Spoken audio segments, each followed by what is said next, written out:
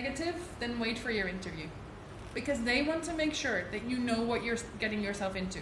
That it is worth your money. That it is worth your time. And that you will not come to the country, come to one class and disappear.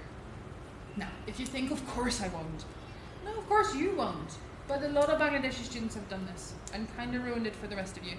And so the embassy is very careful because they don't want this to happen again. Now, all that happened to those students is that they were arrested by the Danes and put on a plane back home. But the Danes don't like having to do this. So they want to make sure they don't have to. Because it's a waste of everyone's money. Because in that case, you do not get your tuition fees back. We say, thank you for the money. Now we have one less student. So make sure that you have money. Make sure that you have a laptop and that this laptop can run programs. If it's 10 years old, buy a new one.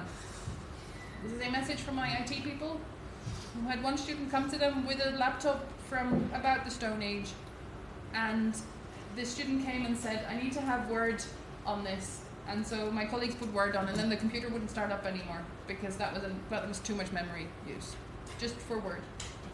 So buy a new one. You can buy it in Denmark. They're not actually more expensive there than they are here, but make sure that you bring the money in that case. My colleagues from IT are very happy to set the language from Danish to English for you. That's fine. Make sure that you know how to use Word and preferably Excel as well. Take a course if you have to. Know how to print. I know you guys are laughing, but we actually had a student this year who came to IT and said, okay, so how do I print this? And IT started explaining how our printers work. Okay, so you just, I will choose that. So he was like, okay, so I choose the printer, and this is now your standard printer, and you go there, and you tap your card. And she's like, no, but how do I actually get this on paper? And I think if he told her to put the paper there and just use the special pen and go like this, she'd have probably believed it. So we did not think these people still existed, but here we are, 2019, someone who doesn't know how to print. Make sure you know how to print. Okay?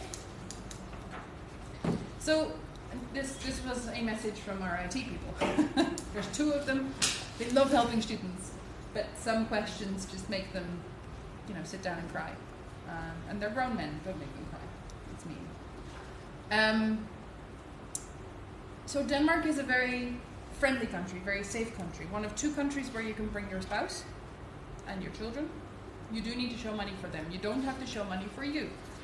If you have visa refusal for finance reasons from any other country, including Canada, Denmark does not care. Okay? You can still come to Denmark.